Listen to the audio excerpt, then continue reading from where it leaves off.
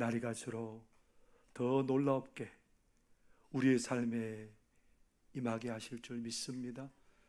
여호와를 앙망하게 하여 주시고 앙망하며 나아갈 때에 하나님 우리에게 하늘문을 여시고 놀라운 은혜와 복으로 채우시는 하나님을 경험하도록 도와주옵소서. 이 시간 우리 아버지 하나님의 말씀을 붙들고 다시 한번 감사의 자리로 나아가는 저희들이 되도록 도와주옵소서. 예수님 이름으로 기도하옵나이다. 아멘. 오늘도 하나님의 은혜를 삼함에 나온 사랑하는 성도님들에게 하나님의 평강과 위로가 가득하기를 바랍니다. 옆에 분에게 한번 인사할까요? 하나님이 당신을 정말 사랑하십니다. 하나님께서 당신에게 복 주시기를 바랍니다. 하나님께서 당신에게 평강 주시기를 바랍니다. 하나님께서 당신을 지키시기를 바랍니다. 그렇게 되기를 바랍니다. 우리 하나님의 사랑은요, 우리가 연약할수록, 우리가 부족할수록 더 놀랍게 우리 가운데 임하는 줄 여러분들 믿으시기를 바랍니다. 십자가에서 이미 보여주셨죠. 그 사랑은 절대로 변함이 없습니다. 여러분을 더 사랑하십니다. 연약할수록 더 사랑하십니다. 여러분, 우리 현대를 살아가는 우리들에게 어떤 말이 가장 어울릴까요? 현대를 살아가는 우리들은 빨리라는 말이 어쩌면 가장 어울리는 말이지 않을까 싶습니다. 참 급변하죠. 모든 것들이 빠르게 변하고 이 빠르게 변화되는 삶 속에서 우리가 어떻게 적응하고 살아가야 될지 때로는 참 막막할 때가 많습니다. 이렇게 빠르게 변하는 세상 속에서 우리도 빨리 대처해야 뒤떨어지지 않는다고 생각하기 때문에 자꾸 빨리 이게 우리의 가장 살아가는데 중요한 단어가 되는 것 같습니다. 그런 삶을 살다 보니까 잘 못 기다려요. 그럼 어떠세요? 막 급하잖아요. 뭐든지 막 급해서 빨리 하려고 해야죠. 부화에 등장하는 얘기죠. 어떤 가정이 거위를 키우고 있었는데 어느 날 이게 거위가 자라서 알을 낳았는데 황금알을 낳았어요. 와우! 황금알을 낳았으니까 얼마나 좋겠어요. 기대도 안 했는데 황금알을 하나씩 낳으니까 이 주인이 너무너무 행복한 겁니다. 오늘도 행복하고 감사하고 내일도 행복하고 감사하고. 그런데 시간이 지나가다 보니까 감사가 사라지고 무슨 마음이 생겼냐면 황금알을 한꺼번에 많이 갖고 싶다, 그런 생각이 들었어요. 그래서 거위를 잡아가지고 배를 갈라가지고 황금알을 꺼내려고 딱 열었는데 알이 없어요. 꽝! 알이 없었답니다. 여러분, 처음에는 참 얼마나 감사했겠습니까? 그런데 그 감사가 사라져버리고 욕심이 그 자리를 채우자 성급한 마음에 거위의 배를 가르고 말았고 뼈저린 후회를 하고 말았답니다. 성급한 마음이 우리에게 있는 감사를 다 빼앗아 가버리는 겁니다. 감사를 잃게 하고 말지요. 여러분, 올해 얼마나 감사하며 살았습니까? 우리는 감사하기가 참 어렵습니다. 그렇죠? 우리 감사 참 어렵게 하는데 그 어렵게 한 감사를 우리는 어떻게 해요? 좀 오랫동안 간직하면 참 좋겠는데 그 감사를 어렵게 잡았는데 쉽게 잊어버려요. 어렵게 잡은 감사를 우리는 쉽게 잊어버리고 맙니다. 더더구나 우리의 감사는 어떤 감사냐면 우리의 모든 것들이 잘 돼야 되고 내가 원하는 대로 돼야 감사하잖아요. 내 뜻대로 안 되고 내가 원하는 대로 안 되고 내가 바라는 게 성취가 안 되면 어떤 마음이 들어요? 하나님 왜 이러세요? 우리가 원망하고 불평하기 십상입니다. 그런데 성경은요, 뚱딴지 같은 얘기를 해요. 범사에 감사하래요. 사도 바울을 통해서 우리 하나님이 범사에 감사하라고 말씀하세요. 범사에 감사하는데 이게 참 쉽지 않은 얘기죠. 그러면 하나님께서 그냥 듣기 좋으라고 이 범사에 감사하라 그렇게 써놓은 기록만 해놨을까요? 우리 하나님 그런 하나님이 아니잖아요. 범사에 감사할 수 있는 방법이 있기 때문에 우리 하나님께서 뭐라고 그러셨어요? 범사에 감사하라 그렇게 말씀하시잖아요. 오늘 이 자리에 나온 우리는 어떤 감사를 하나님 앞에 나아가고 있습니까? 이스라엘 백성들이 가나안 땅에 정착을 했습니다. 가나안 땅에 정착해서 처음부터 왕이 있었던 건 아니고요. 12지파가 그렇게 함께 연합을 해서 모든 어려움을 대처하고 함께 공생하고 살아가는 거예요. 쉽게 말하면 연방 형태지요. 오늘날로 말하면 그렇게 해서 사사들을 세워서 하나님께서 이스라엘 백성들을 지키고 보호하여 가시는데, 이스라엘 백성들이 나중에는 주변에 보니까 주변 나라들은 왕을 세워가지고 어려운 일에 대처를 하고 있더란 말이에요. 그래서 이스라엘 백성들도 사무엘 선지자에게 뭐라고 말하냐면, 우리에게도 왕이 좀 있었으면 좋겠습니다. 왕을 구하는 거예요. 그래서 우리도 왕을 세워서 어려움에 잘 대처를 하면 좋겠습니다. 그래서 왕을 뽑아야 되는데 어떻게 뽑았겠어요? 사무엘이 이스라엘 백성들 12지파를 다 모아놓고 그 12지파 중에 한 지파를 제비뽑기해서 딱 뽑았어요. 그랬더니 어느 지파가 뽑혔냐면 베냐민 지파가 뽑혔어요. 베냐민 지파 안에도 여러 가문이 있는데 여러 가문 중에도 사울이 속한 가문이 뽑혔어요. 사울이 속한 가문 중에 하나를 딱 뽑아 보니까 사울의 아버지 기스가 뽑혔고, 그리고 사울이 왕으로 딱 뽑혔습니다. 그렇게 해서 사울을 딱 뽑혔는데 불러보니까 없어요. 어디로 숨어버린 거예요. 나중에 이렇게 쭉 뒤지다 보니까 어디 있냐면 짐 보따리 뒤에 숨어가지고 이렇게 웅크리고 있는 거예요. 그리고 그 웅크리고 있는 사울을 딱 불러서 백성들 앞에 딱 세워놨더니 키가 얼마나 큰지요, 얼마나 준수하고 잘생겼는지요. 보통 사람의 이 어깨 위 머리죠, 머리 하나만큼 이 사울이 키도 크고 멋지게 생긴 거예요. 그래서 성경은 그 사울의 모습에 대해서 이렇게 기록하고 있습니다. 사무엘상 10장 24절에 이렇게 기록하고 있죠. 사울이 모든 백성에게 이르되, 사무엘이 모든 백성에게 이르되, 너희는 여호와께서 택하신 자를 보느냐? 모든 백성 중에 짝할 리가 없느니라 하니 모든 백성이 왕의 만세를 외쳐 부르니라. 대부분의 백성들은 그렇게 출중한 사울의 모습을 보면서 막 박수치면서 만세 만세 하면서 환호하고 기뻐했답니다. 근데 여러분, 모든 사람들이 다 기뻐할 수 있는 일은 아니죠. 어떤 부류의 사람들은 야, 왕으로서 역량도 검증이 안 됐는데 우리 그 사람 왕으로 받아들일 수 없다, 반대하는 사람도 있었어요. 그래서 사울에게는 큰 숙제가 있는 거예요. 내가 왕으로서 역량이 있다는 것을 증명해내야 되는 거예요. 그런데 때마침 어떤 일이 벌어졌냐면요, 여전히 왕으로 뽑혔지만 왕의 체제를 안 갖춰줬고 그냥 여전히 옛날에 살았던 12지파 연맹에서 사는 그런 형태로 살고 있는데, 요단강 동편에, 여기가 요단강이 흐르고 있으면 요단강 서쪽 지역하고 동쪽 지역이 이스라엘 지파들이 차지하는 땅이거든요. 근데 요단강 동편 지역에 므낫세 반지파의 땅에 길르앗 야베스라는 땅이 있어요. 근데 그 땅을 누가 쳐들어왔냐면 이방 족속인 암몬 사람들이 쳐들어왔어요. 암몬 사람들이 쳐들어오니까 길르앗 야베스 사람들이 막 겁이 나가지고 우리 두 손 들었습니다. 우리 항복합니다. 우리가 당신들을 섬길 거니까 이제 물러가 주세요. 그랬는데 암몬 사람들이 뭐라 말하냐면, 그냥 항복하는 것까지 우리 만족 못하니까 너희들의 오른쪽 눈을 다 빼야 된다라는 거예요. 오른쪽 눈을 빼야 된다고 그렇게 얘기를 하니까 이 길르앗 야베스 지도자들이 뭐라고 말하냐면, 일주일만 말미를 좀 주십시오.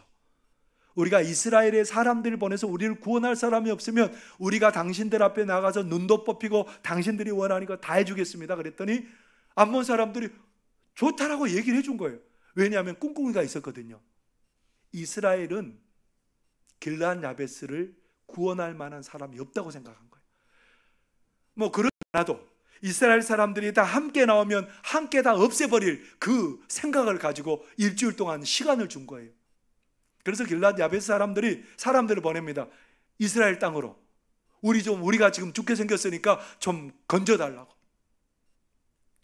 사울이 살고 있는 기브아 땅에도 사람이 왔습니다. 길르앗 야베스 사람들의 소식을 듣고 사람들이 통곡을 하게 돼요. 우리 동족이 눈이 빠져서 저들의 종이 되게 생겼는데 어떻게 할 거냐고 지금 막 발을 동동 구르고 있는 거예요. 그 일이 자기들에게도 곧 닥칠 수도 있기 때문에 막 사람들이 통곡을 하고 울고 있어요. 그때 누가 거기에 들어왔냐면, 누가 왔을까요? 왕으로 뽑혔던 사울이 밭을 갈다가 짐승들을 데리고 이제 오는 거예요. 밭에서 돌아오는데 사람들 우니까 왜 우냐고 물어보니까 그렇다는 얘기를 들어요. 그러니까 성령이, 하나님의 영이 사울을 크게 감동시켰답니다. 6절의 말씀 같이 읽어볼까요? 시작.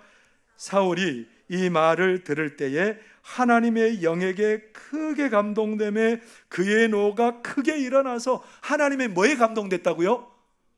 하나님의 영, 하나님의 마음을 알려주는 하나님의 성령에 감동되었는데, 사울아, 이스라엘 백성들이, 너의 동족들이 지금 암몬에게 사로잡혀서 죽게 생겼는데, 그런 마음이, 그러니까 막 하나님의 마음이 느껴지니까 사울이 분노가 일어난 거예요. 저대로 둬서는 안 되겠다고 생각하는 거예요. 분노가 막 일어나니까 자기가 몰고 왔던 소 2마리를 잡아가지고 각을 떠가지고 이스라엘 각 지역에 보냅니다.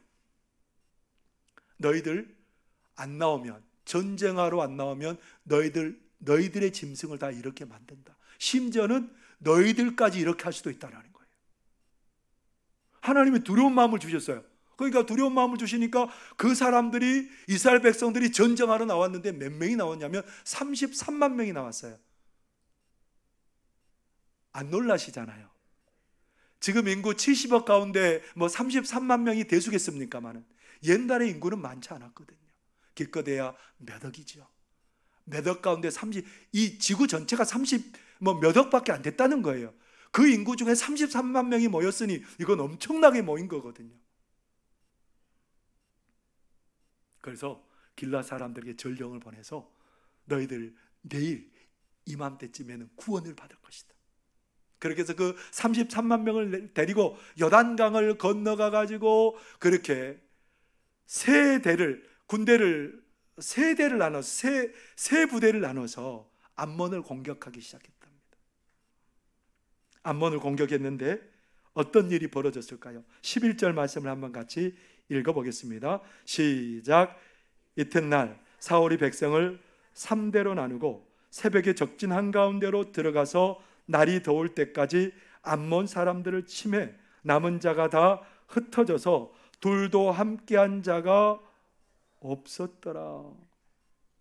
큰 승리를 거뒀다는 겁니다. 동족들이 완전히 다 죽을 상황에 있었는데 사울이 사람들이 이끌고 가서 구원의 놀란 일을 이뤘대요. 그렇게 해서 이제 다시 기브아로 돌아오고 이제 그렇게 사람들이 모여 있는데, 하나님이 우리를 위한 왕을 잘 세워주셨는데 너무너무 행복한 거예요. 그러면서 이제 사울을 반대했던 사람들을 죽이자는 거예요.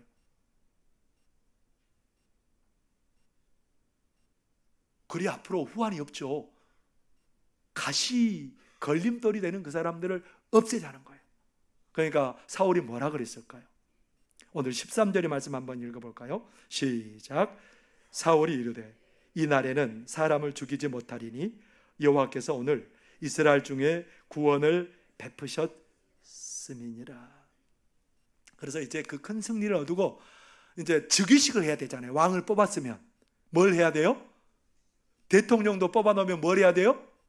취임식을 해야 되잖아요. 그것처럼 왕을 뽑았으니까 이제 그 큰 승리를 얻고 이제 증명이 됐어요. 그래서 길갈에 가서 사울을 왕으로 즉위하고 화목제를 드리면서 온 백성들이 크게 기뻐했답니다. 그런데 사울이 이제 왕이 된 다음부터 바쁘게 됐어요. 왜 바빴을까요? 옛날에도 왕정이 있었다면, 다른 왕이 있었고 그 뒤에 왕이 되었다면 그대로 따라가면 되는데, 모든 것을 다 새롭게 해야 되니까 이게 너무너무 힘든 거예요. 조직도 새롭게 해야 되고, 이렇게 사람들도 임명해야 되고, 또 해야 되고, 되다 보니까 막 머리가 아파요. 바빠요. 지금 사울은 눈코 뜰 새 없이 왕이 되어서 바쁜 나날을 보내고 있습니다. 할 일이 너무 많거든요.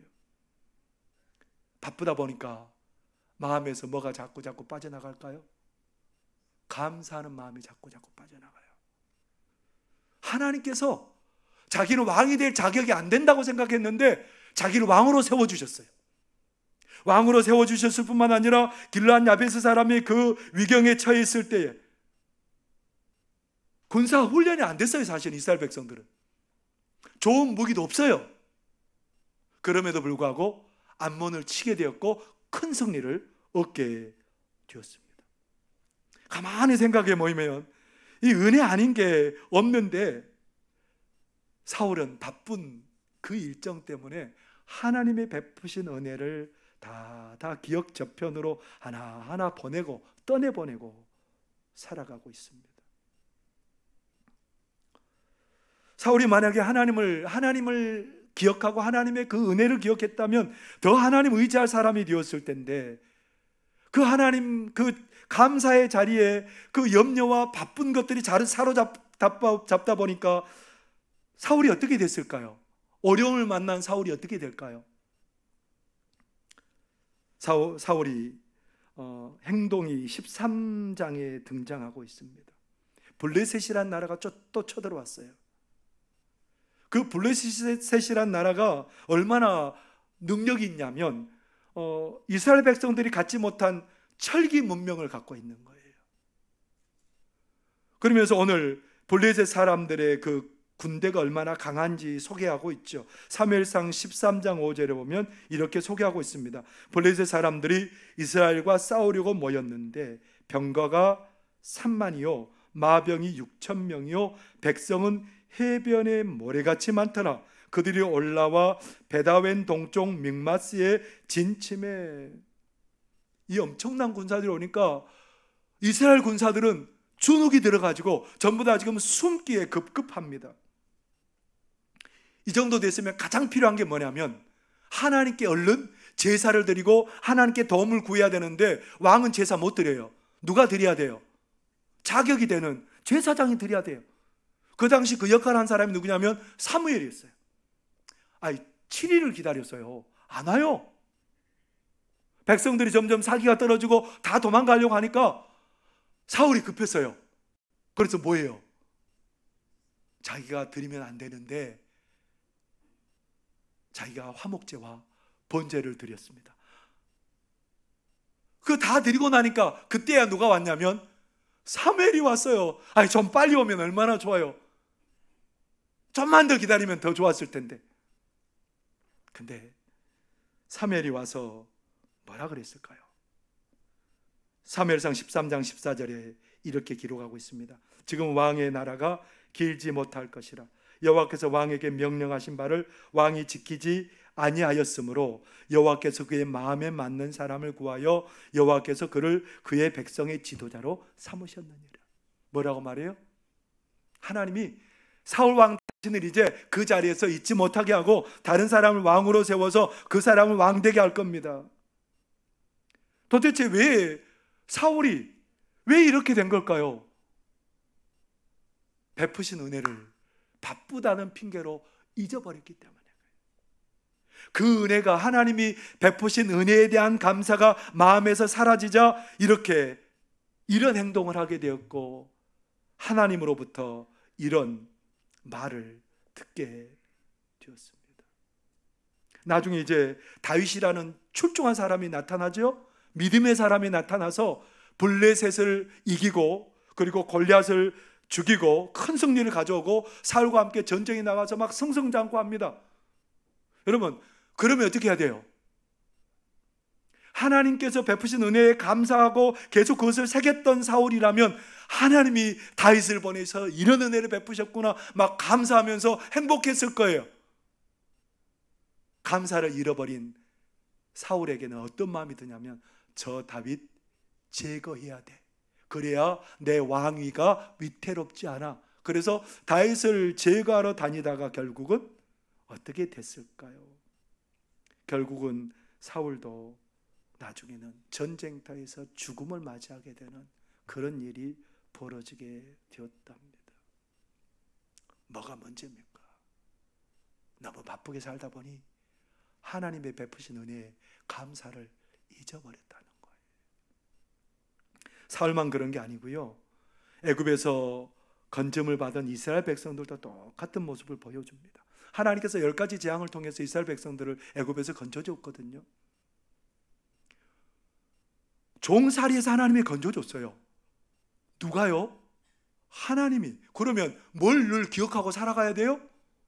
하나님께서 건져주신 은혜 감사해야 되는데, 그들이 바로 건짐받고 나와서 광야를 걸어가야 돼요. 가나안 땅을 향해 가야 되니까 바빠요. 바쁘다 보니까 그 은혜를 새길 기억이 없어요. 생각이 없어요. 그러다가 또 어려운 일을 맞닥뜨렸어요. 홍해를 맞닥뜨렸어요. 그러다 보니까 어떻게 해요? 홍해 앞에서 뒤에는 애국 군사들이 쫓아오니까 하나님을 또 원망하고 모세를 원망해요.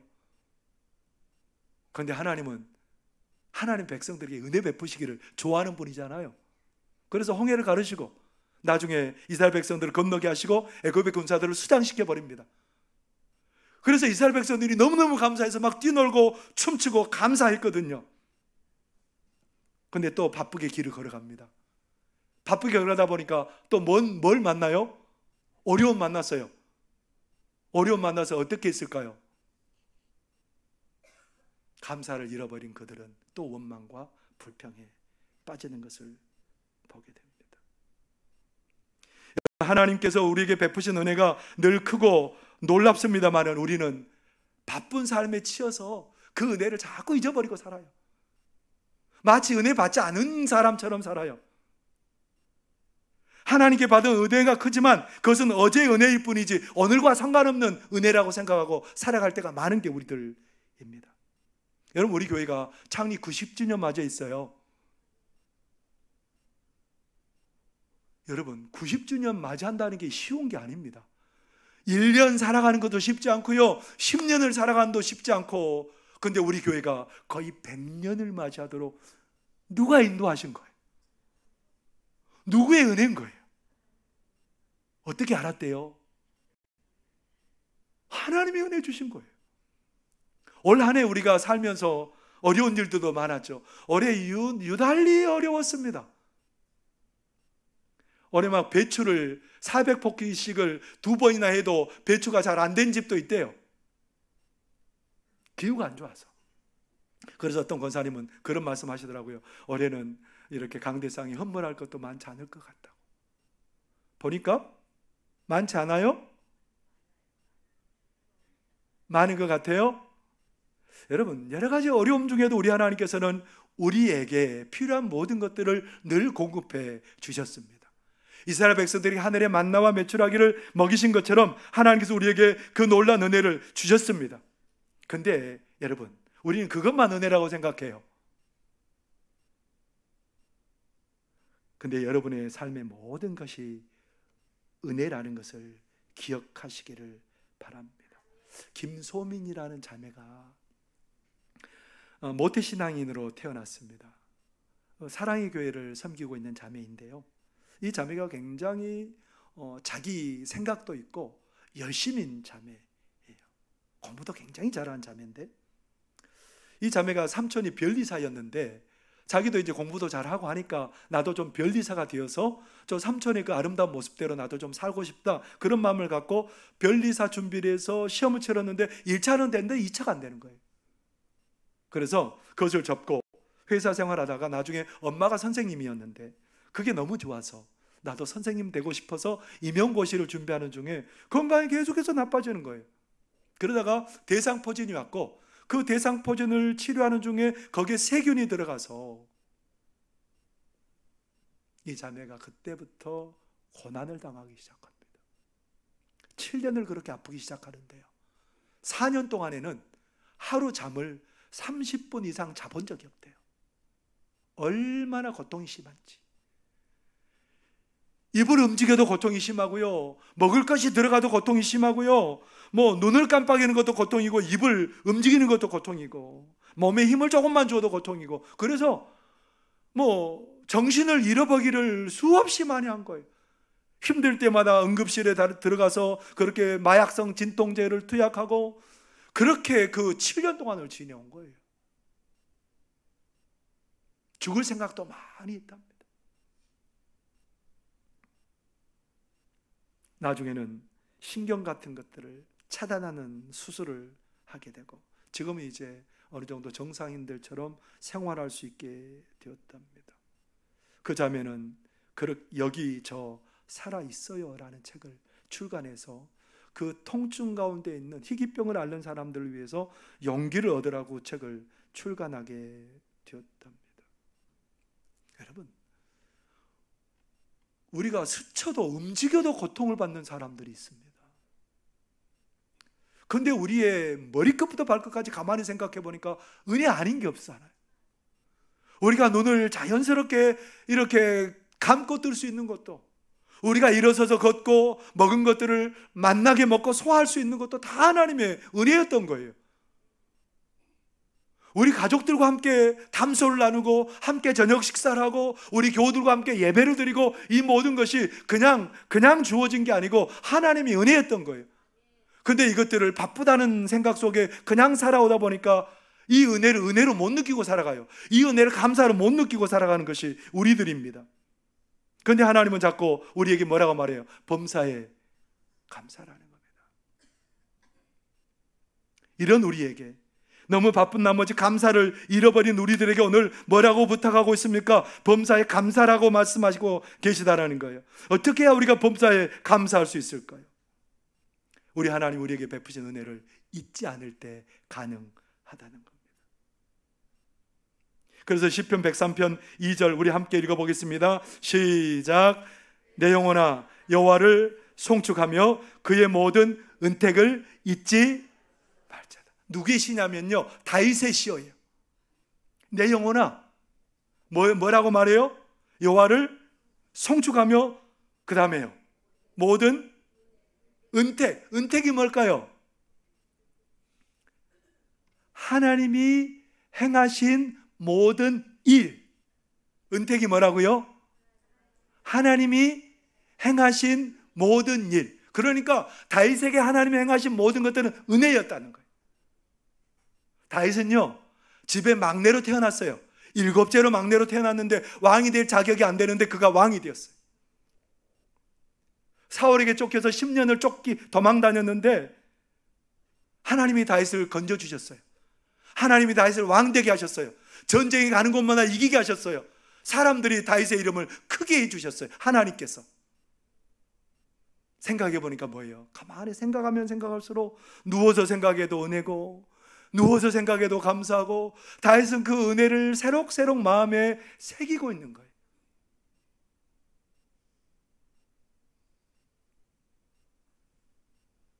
다윗은 감사를 자꾸 숙성시키고 있어요.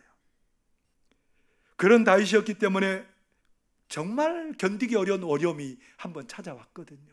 그게 뭐냐면 자기 아들, 자기 핏줄인 사랑하는 아들 압살롬이 사람들을 동원해서 자기를 반역해서 죽이려고 하는 거예요. 이 정도 됐으면 여러분 어떻게 반응해야 될까요? 자기 아들이, 그리고 자기가 신뢰했던 신하들이 자기에게 칼끝을 겨누려고 하고 있는 거예요. 겨누고 있는 거예요. 그때 지은 다윗의 시를 여러분 한번 보시겠습니까? 시편 62편 1절 2절 말씀 한번 같이 읽어보겠습니다. 시작.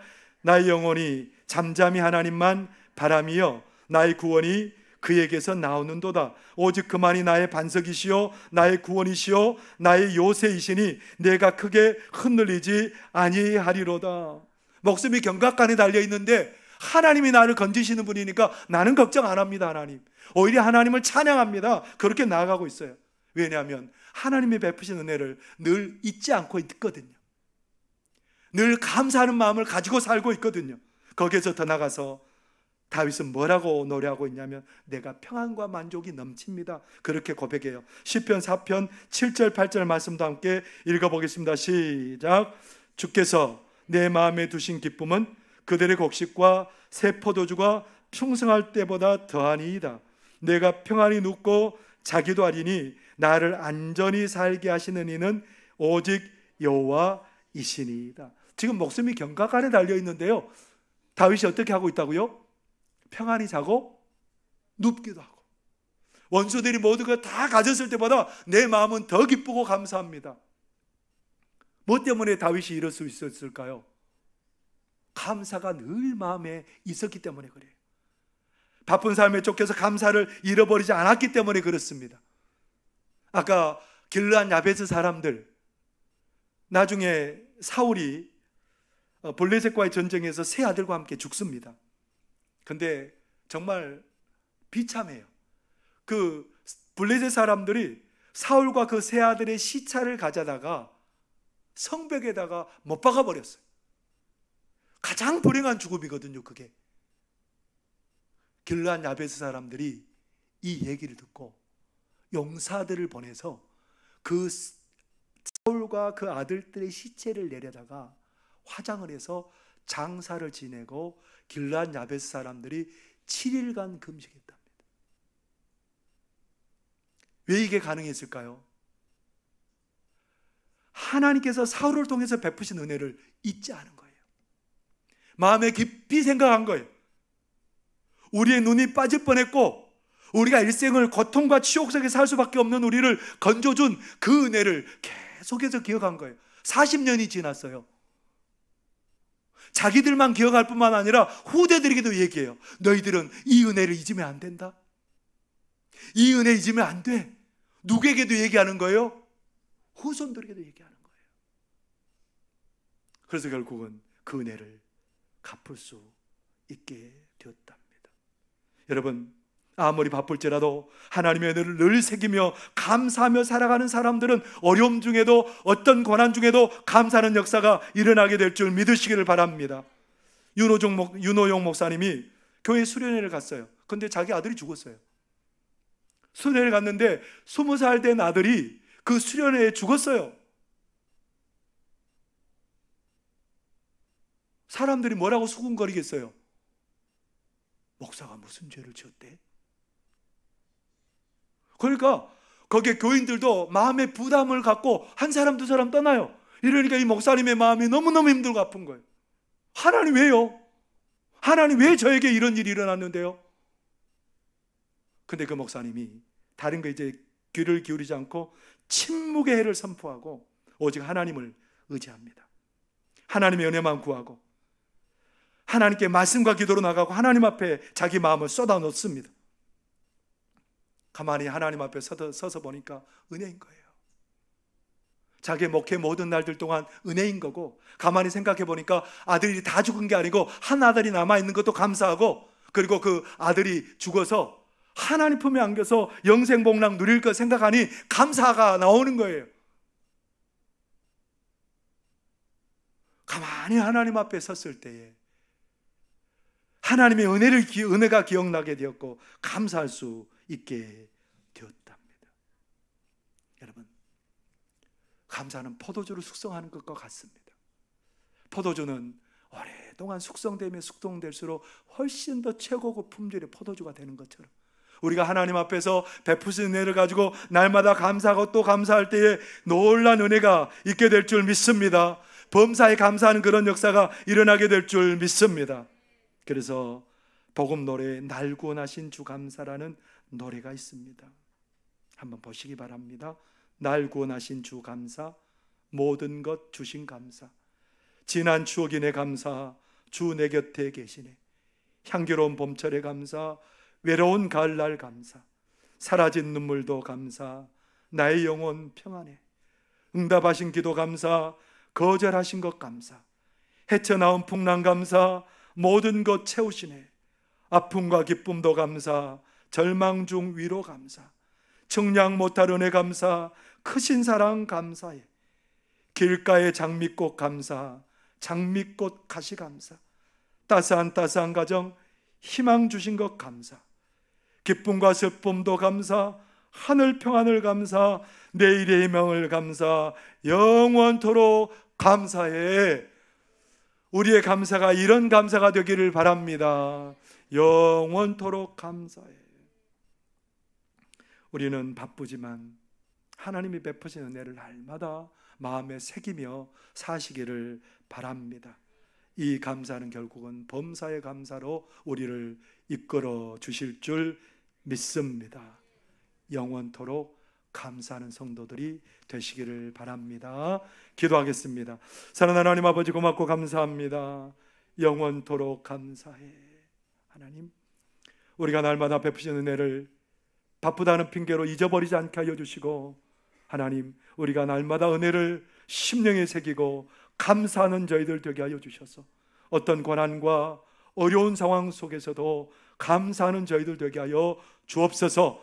범사에 감사라는 하나님 아버지의 명령을 저희들이 지키며 살아가도록 도와 주옵소서. 예수님 이름으로